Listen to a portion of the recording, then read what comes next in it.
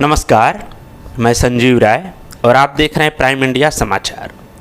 आज के इस खास बुलेटिन में हम चर्चा करेंगे बलिया लोकसभा सीट पर सपा प्रत्याशियों के बीच मचे हुए घमासान पर।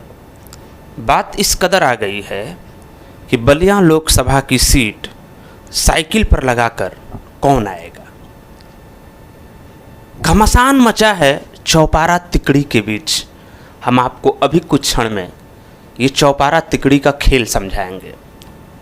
सपा की चौथी लिस्ट जारी हो गई है, लेकिन अभी तक बलिया से कोई प्रत्याशी तय नहीं हुआ है। सपा के आला कमानों में काफ़ी माथापींची हो रही है, चिंतन हो रहा है, मनन हो रहा है, मंथन हो रहा है, तरह तरह के कयास लगाए जा रहे हैं। लेकिन बलिया लोकसभा की सीट पर अगर इनके आंकड़ों को ध्यान दिया जाए तो देखेंगे हम कि कई दशकों से समाजवादियों के विचारधाराओं के साथ देने वाले और समाजवादियों का इस सीट पर कब्जा रहा है। लेकिन इसी बीच 2009 मोदी कह सकते हैं कि समाजवादियों की विजय रथ को भरत सिंह ने रोका। उसके बाद इस विजय रथ के घोड़ों को 2019 में बीरेंद्र सिंह मस्त ने एक बार पुनः कमल को लेकर दौड़ा।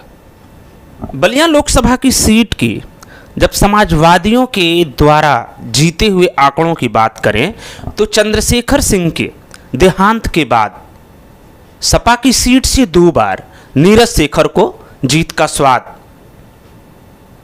चखाया गया और अब 2 बार से 2009 और 2014 में भाजपा ने इस सीट पर कब्जा किया है। किसी भी कीमत पर समाजवादी पार्टी इस सीट पर अपनी साइकिल को दौड़ाना चाहती है। सपा अब काफी चिंतन में है और अपने कार्यकाल में हुए जननायक चंद्रशेखर विश्वविद्यालय, ईश्वर मिश्र पुल, सीवरेज योजना, पीपीपी मॉडल पर बना महिला अस्पताल, ट्रामा सेंटर, लोहिया मार्केट, ताल, मॉडल तहसील और साथ ही निर्भया के गांव मेड़ौरा में एक हॉस्पिटल बनाया गया। जो भी प्रत्याशी आने वाला है, इन कामों के सहारे वो जनता के बीच जाना चाहता है। इन कामों के सहारे सपा इस मौके को भुनाना चाहती है। अब सपा प्रत्याशियों की बात करें, जैसा कि मैंने कि चौपारा तिकड़ी के बीच यह चर्चा हो रही है।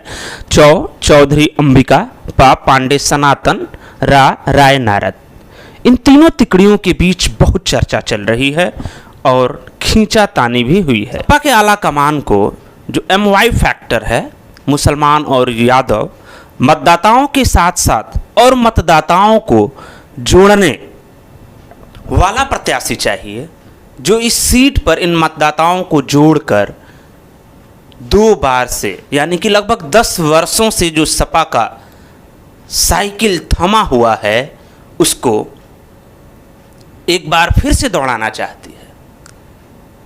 अब अगर जातिगत समीकरणों की बात करें, इसलिए कि इस पूर्वांचल के इलाके में जातिगत समीकरण काफ़ी मायने रखते हैं, तो अब अगर जातिगत आंकड़ों को देखा जाए तो बलिया लोकसभा में आने वाले मोहम्मदाबाद, जहूराबाद, फेफना, इनमें भूमिहार समुदायों से संबंधित जो मतदाता हैं, इनका प्रभाव काफ़ी ज़्यादा है। तो इस आधार पर बलिया लोकसभा सीट के लिए प्रत्याशी के रूप में नारद राय का नाम काफ़ी आगे चल रहा है।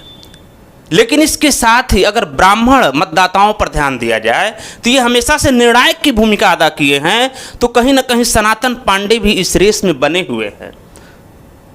इसके साथ ही एक नाम हम लेना जरूर चाहेंगे कि राजनीति, सपा के राजनीति अखाड़े के काफ़ी मचे हुए खिलाड़ी अंबिका चौधरी,